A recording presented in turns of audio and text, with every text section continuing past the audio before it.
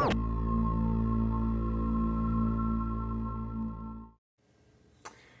and welcome to part 2 of our AT-AT build.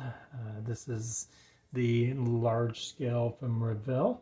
In the last video we got them all put together. Now I have gone ahead and applied a primer coat since that last video, and I just, especially since they're so large, I just used this Iron Armor self-etching primer, and I got this at Harbor Freight.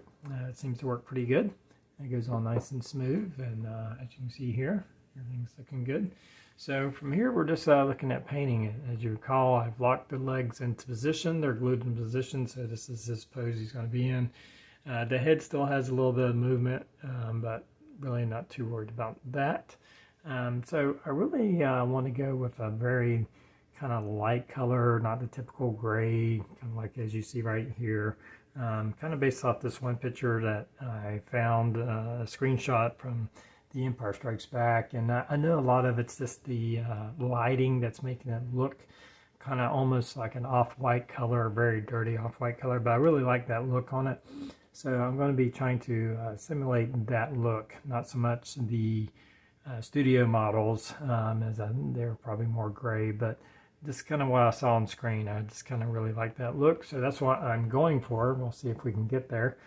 So I think I'm going to start off from here, from this point, now that we have the primer on all of it. I'm going to use this Vallejo white gray, and it's kind of an off-white color, a little bit of white and a little bit of gray, but mostly just an off-white color.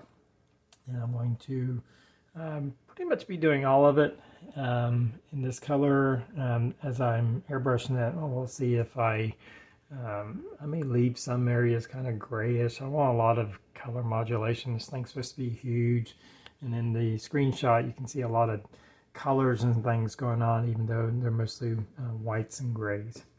So I'm just going to get started with that.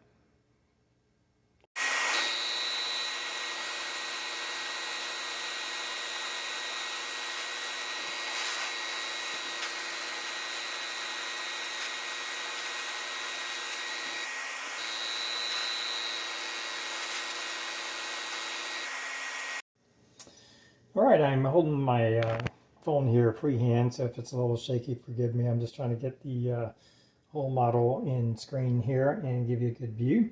Now I've, of course, started off with my primer coat, my gray primer coat, and then I've added in my Vallejo white gray from their Mecha collection, or Mecha color.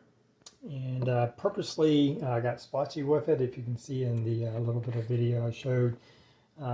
Sorry if that's not lit well. This is a large model. It's hard to get it all on screen. But I've intentionally made the paint splotchy. I want some of that gray coming through. Just kind of that first level of color modulation going on throughout the model itself. I'm really happy with how the color is looking on it. I have also added in a matte clear coat to kind of protect the acrylic finish. So from here, we're going to be starting to build on these colors.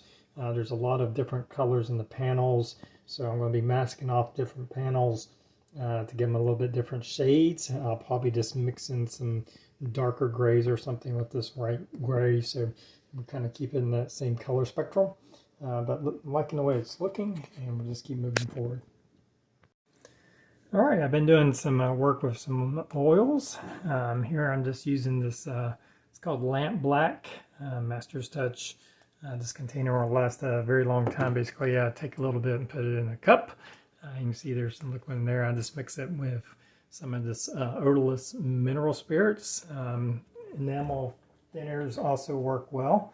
And I mix in there, and you can see it makes like a little pen wash that you can use.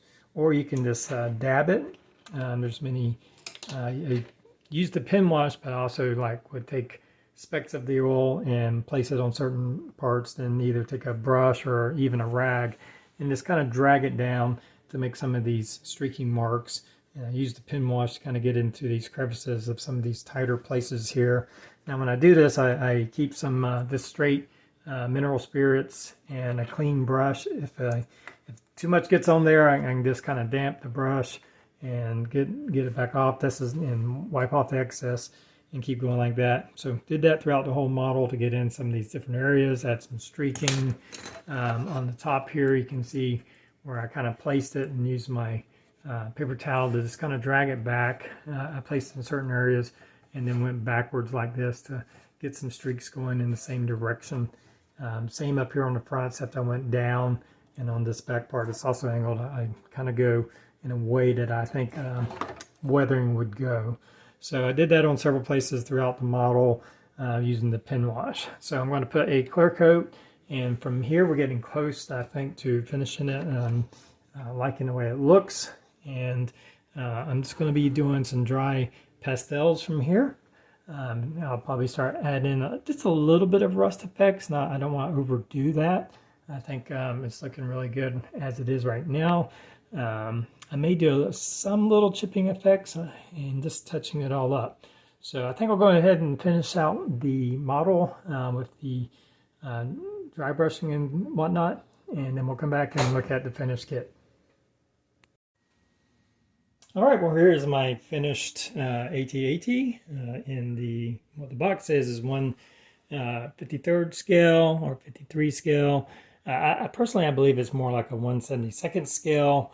If you look down closely here, I have some little 3D printed stormtroopers that are about 1 inch tall, and they seem to be more appropriate. Now, an inch tall, I believe a 6-foot stormtrooper would be 1 inch tall and 1/72nd scale, if I'm saying that right.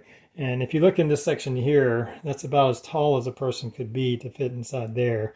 So I just believe it's more along the lines of a 1/72nd scale, which is still really nice. It's still a nice size. I just don't think the 1/53 scale is very accurate, but I could be wrong. It is a nice size. I'm very happy with it. Again, if only they would work on a few minor things. I think with an easy fix on these joints, it would be much better. Ended up 3D printing that, so I think that really add on. Even though it's a small part, I think that a little bit of detail is in plain view, and so it's worth the effort to kind of make those little connecting joints up here, and I guess this hip area, I guess you would say. I'm not sure what area that would be correct. Anyway, my light system is working good, and I'm happy with that. If you can see in here, I know I got a lot of light shining at it at the moment, but I've actually put in some little silhouettes of people inside sitting. So when you look, it looks like someone's actually sitting there, like you have two, a pilot and a co-pilot, or whatever they may be called, inside, to kind of give it a feel at least somebody's in there, just the shadow anyway. And I just used some old, if you're familiar with the Bandai, like X-Wings and stuff, they used to send these 1 inch tall silhouettes, I guess as reference for size. I'm not sure. They weren't actual figures, but they were included in some of the Star Wars kits, and that's what I used. If I can remember, I'll post a picture of the inside real quick. Actually, I had to cut them down just a little bit to get them to stand up in there. And then I had a single LED light source back about midway. That's a red LED that's shining through there, and I really like that effect. Even though it's simple, I didn't have to spend a whole lot of time doing a lot of wiring. My switch is working great. Switch is up under here. It's not even noticeable. It's right here. You can see, clicks on and off, and it's not even noticeable. So happy how all that turned out. My battery's concealed. You wouldn't even know that that's not glued in with the magnets on there. To finish up, of course, a lot of the weathering and color modulation was done with airbrushing. Just using a lot of grays mixed in with different colors. I then used a little bit of some oil washes to kind of get in some of the joints and seam lines, stuff like that, or just places where that would help. I also used some dry pastels to darken in some of the areas. When I was all done, it was looking a little bit too dark, or more dark than I wanted. So the last thing I did was I took some of my Vallejo white gray, mixed in with a little bit of this beige, probably about a 3-to-1 ratio, just a little hint of the kind of this yellowish color beige, and then kind of hit in all my high spots to kind of bring that color back out. Then like go over the whole model. Some areas I did, the feet were looking a bit dark, but in the body And again, that little bit of difference in color, I think, really helps bring out, really, when you look over it, there's a lot of, even though it's gray, there's a lot of color tones going on there. And I think that helps with making the skeleton model look more realistic. It's a large model, or it's a large vehicle, and the metal's going to, depending on what it's exposed to and different things, it's going to look different. And I did that also on the top and the head. So I wasn't quite pleased, but once I did this kind of final touch-up, hitting those high spot areas, I think that really helped bring it back down to more what I was looking for according to that picture. Not 100%, but still pretty happy.